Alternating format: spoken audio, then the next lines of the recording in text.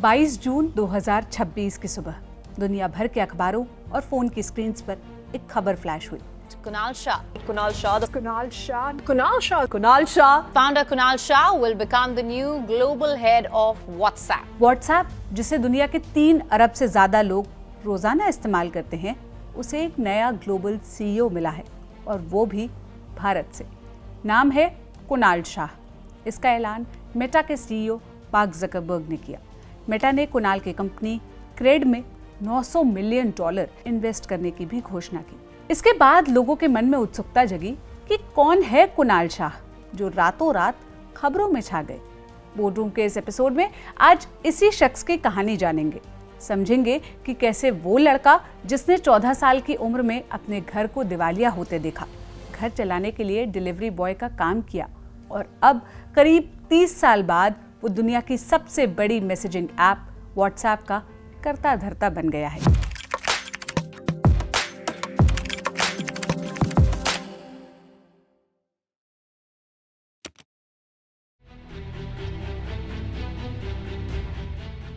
कहानी शुरू होती है 1983 से, जब मुंबई में रहने वाले एक गुजराती फैमिली में एक बच्चे का जन्म हुआ।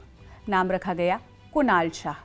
कुणाल के पिता दवाइयों के डिस्ट्रीब्यूशन माने एक जगह से दूसरी जगह पर ट्रांसपोर्ट करने का छोटा सा बिजनेस किया करते थे।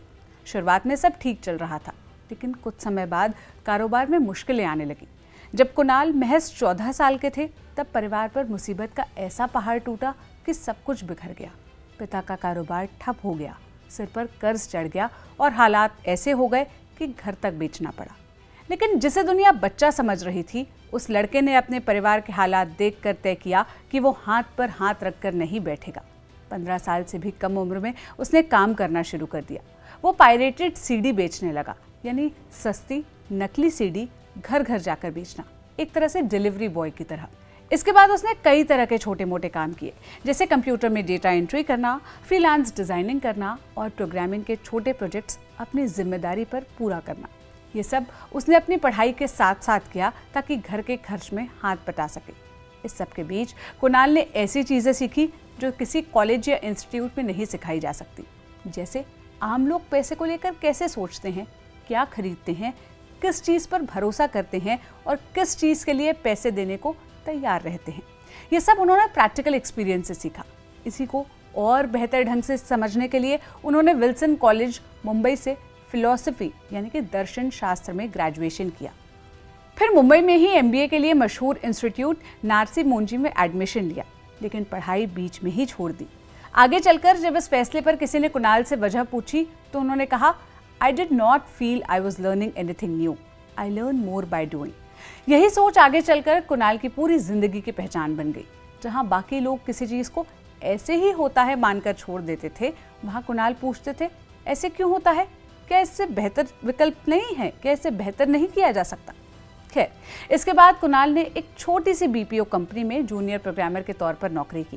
कंपनी का नाम था टंडन एडवांस डिवाइस, जो हेल्थ केयर और इंश्योरेंस में काम करती थी। BPO की नौकरी में कुणाल को बहुत पैसा तो नहीं मिला, पर यहाँ उन्हें एक ऐसे शख्स मिले जिन्होंने उनकी जिंदगी बदलने में अहम रोल निभाया। नाम संदीप टंडन।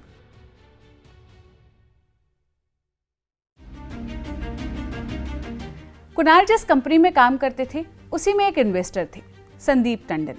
उम्र में कुणाल से बड़े और अनुभवी, दोनों की सोच काफी मिलती थी, इसलिए आपस में गहरी दोस्ती सी बन गई। इस बीच कुणाल के दिमाग में एक आइडिया पक रहा था। ये बात 2009-10 के आसपास की है, जो भारत में मोबाइल रिचार्ज करवाना एक बड़ा झंझट हुआ करता था। लोग दुकानों के बाहर लंबी लंबी लाइन में खड़े हुआ करते, और वो भी सिर्फ अपने फ़ोन में 50 या 100 रुपए का रिचार्ज करवाने के लिए। कुणाल को इस प्रोसेस को आसान बनाने का आइडिया आया और यहीं से जन्मा पैसा बैक। 2009 में शुरू हुई ये कंपनी कैशबैक और डिस्काउंट के आइडिया पर काम करती थी, यानी कुछ खरीदो तो कुछ पैसा वापस मिलेगा। लेकिन ये कंपनी साल भर के अंदर बंद हो गई और इससे कुणाल के दिमाग में एक बड़े आइडिया का जन्म हुआ। 2010 में कुणाल ने संदीप टंडन के साथ मिलकर एक नई कंपनी शुरू की, फ्रीचार्ज। फ्रीचार्ज का आइडिया बहुत सिंपल था। आप अपने फ़ोन का रिचार्ज ऑनलाइन करो और बदले में आपको उतने ही पैसे के डिस्काउंट कूपन मुफ्त में मिलेंगे। जैसे आपने 100 रुपये का रिचार्ज किया तो आपको McDonald's, KFC, cafe coffee day या PVR सिनेमा जैसी जगहों के 100 रुपये के कूपन मिल जाते। यानी ग्राहक को लगता कि रिचार्ज तो लगभग मुफ्त में हो गया, पैसा तो कूपन की शक्ल में वापस ही मिल गया। ये एक ऐसा साइकोलॉजिकल गेम था जिसने लोगों को दीवाना बना दिया। दिलचस्प बात यह है कि शुरुआत में फ्रीचार्ज में कोई बहुत बड़ी टेक्नोलॉजी नहीं थी। कुणाल की पहली टीम में बस एक प्रोडक्ट मैनेजर, एक इंजीनियर थे। ज्यादातर काम जुगाड़ से किया गया। कस्टमर्स से फीडबैक लेकर धीरे धीरे ऐप को बेहतर बनाया गया। फ्रीचार्ज से लोग इतनी तेजी से जुड़े कि 2010 में वो भारत के सबसे ज्यादा डाउनलोड होने वाले ऐप्स में एक बन गया। फिर 2013 में कुणाल ने एक समझदारी भरा फैसला लिया। उन्होंने कंपनी के CEO पद को छोड़ दिया, रोजमर्रा का कामकाज किसी और को सौंप दिया और खुद बड़ी प्लानिंग और स्ट्रैटेजी पर ध्यान देने लगे। उन्हें समझ आ गया कि उनकी असली ताकत नए आइडिया सोचने और स्ट्रैटेजी बनाने में है, न कि रोज की भागदौड़ में। फिर आया वो दिन जिसने कुणाल को रातों रात अमीर और मशहूर कर दिया। अप्रैल 2015 भारत की बड़ी ई-कॉमर्स कंपनी स्नैपडील ने फ्रीचार्ज को खरीद लिया, और वो भी करीब 2500 करोड़ रुपए में। उस वक्त के हिसाब से करीब $400 मिलियन में। ये उस दौर के भारत के सबसे बड़े स्टार्टअप डील्स में से एक था।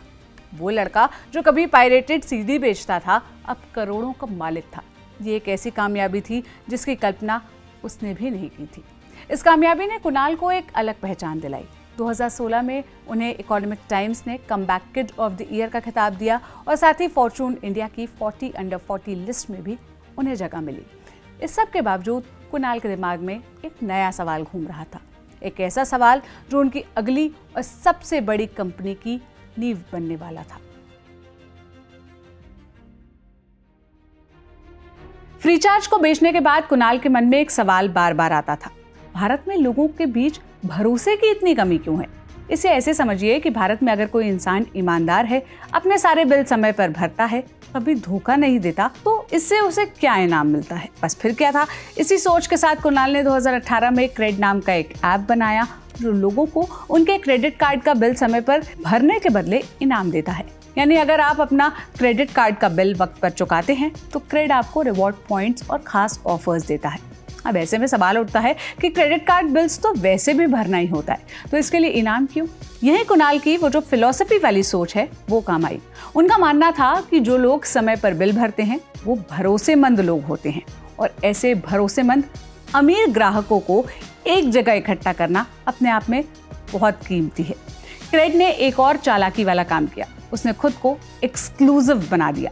क्रेड में हर कोई शामिल नहीं हो सकता था, सिर्फ वही लोग जिनका क्रेडिट स्कोर अच्छा हो, यानी जो पैसों के मामले में भरोसेमंद हो, वही क्रेड के मेंबर बन सकते थे। ये एक बहुत बड़ा साइकोलॉजिकल स्टेप था। जब किसी क्लब में हर कोई शामिल नहीं हो सकता तो लोग उसमें शामिल होने के लिए तरसने लगते हैं। जैसे किसी महंगे खास क्लब का मेंबर बनना स्टेटस की बात होती है, वैसे ही क्रेड का मेंबर बनना एक रुतबे की निशानी बन गया। क्रेड ने धुआंधार मार्केटिंग की, क्रिकेट की सबसे बड़ी फ्रेंचाइजी लीग IPL का टाइटल स्पॉन्सर बन गया, और तो और क्रेड के बड़े बड़े सेलिब्रिटीज के साथ विज्ञापन बनने लगे। देखते ही देखते क्रेड एक हाउस होल्ड नेम बन गया, यानी हर घर में जाना पहचाना जाने वाला नाम। एक ऐसा ऐप जिसका नाम लोग जानते थे, भले ही उसका इस्तेमाल सब न करते हों। कुणाल ने धीरे धीरे क्रेड को सिर्फ बिल भरने वाला ऐप नहीं बनाया, बल्कि उससे आगे भी बढ़ाया। इसमें उन्होंने कई और चीजें जोड़ी, जैसे लोगों को लोन देना, इंश्योरेंस, इन्वेस्टमेंट और एक स्टोर जहां प्रीमियम प्रोडक्ट्स मिलते हों। इस बीच सबसे इंटरेस्टिंग बात यह रही कि कुणाल ने क्रेड के CEO के तौर पर अपनी खुद की सैलरी सिर्फ 15,000 रुपये महीना रखी। जब इस पर लोगों ने हैरानी जताई तो उन्होंने कहा कि उनकी कमाई कंपनी के मुनाफे से जुड़ी होनी चाहिए, न कि एक तय सैलरी से। 2022 तक क्रेड की कीमत करीब 6.4 अरब डॉलर तक पहुंच गई, यानी रुपयों में बात करें तो 50,000 करोड़ रुपए। दुनिया के बड़े बड़े इन्वेस्टर्स ने इसमें पैसा लगाया। इसी के साथ कुणाल शाह डॉक्यूमेंट्स पर अरबपति बन गए। क्रेड की कहानी जितनी चमकदार थी, उस पर सवाल उतने ही गहरे थे। सबसे बड़ा सवाल पैसा। क्रेड करोड़ों रुपए कमा तो रहा था, पर खर्च उससे कई ज्यादा कर रहा था। 2021 में हाल ये था कि क्रेड जहां 1 रुपये कमाता, वहां 7 रुपये खर्च कर देता। ज्यादातर पैसा विज्ञापन और रिवॉर्ड्स पर उड़ जाता।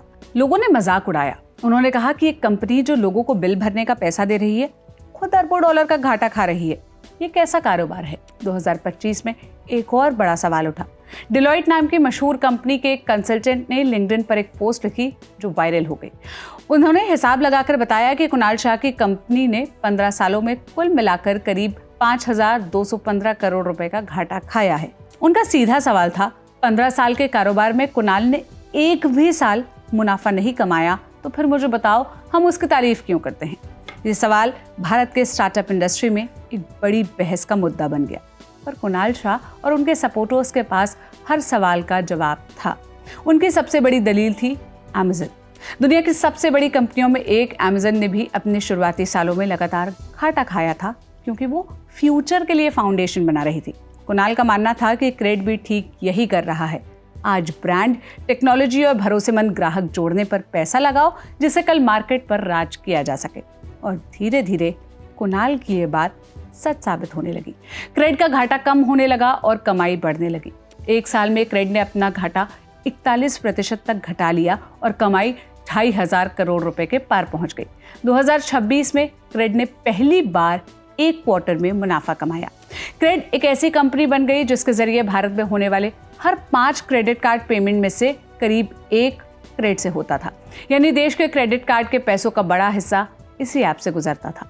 जानकार कहते हैं कि क्रेड असल में एक लग्जरी क्लब की तरह है।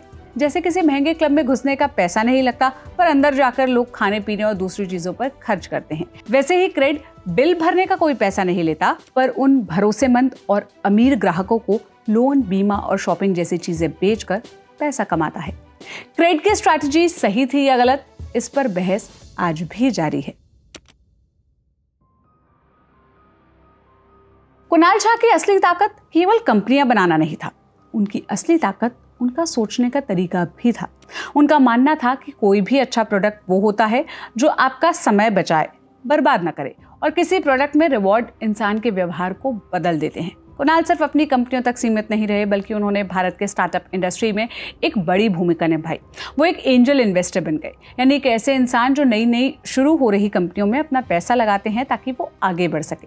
कुणाल ने 200 से ज़्यादा कंपनियों में पैसा लगाया। इनमें रेज़रपे और अनअकैडमी जैसी बड़ी कंपनियां भी शामिल हैं।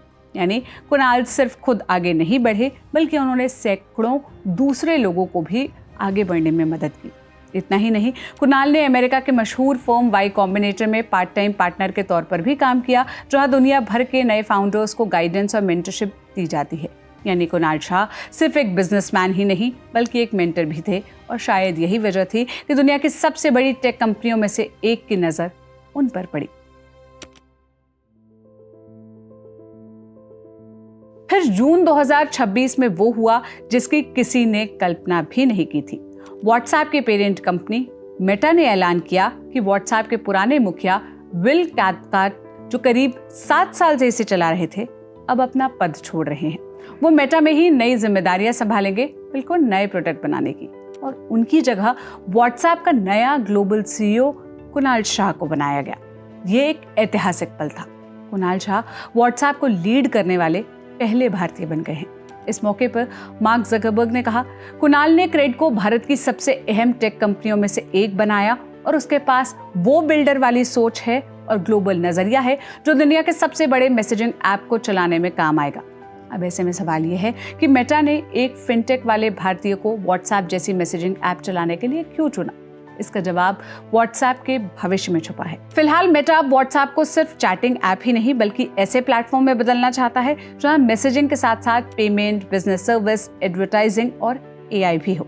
2014 में $19 अरब में खरीदे गए व्हाट्सएप से मेटा को अब तक सीमित कमाई हुई है, और अब कंपनी इसके बिजनेस कैपेबिलिटी को पूरी तरह से इस्तेमाल करना चाहती है। और यहीं पर कुणाल शाह फिट बैठते हैं। उन्होंने भारत जैसे प्राइस सेंसिटिव बाजार में पेमेंट, ट्रस्ट और कंज्यूमर बिहेवियर को गहराई से समझा है।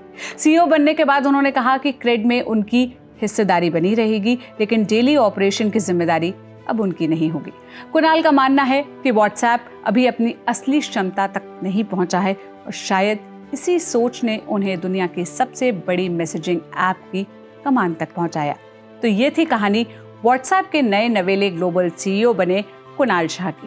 ये कहानी आपको कैसी लगी हमें कमेंट में जरूर बताइएगा। बाकी ऐसे ही इंटरेस्टिंग वीडियोस के लिए आप जस्ट के साथ जुड़े रहिए।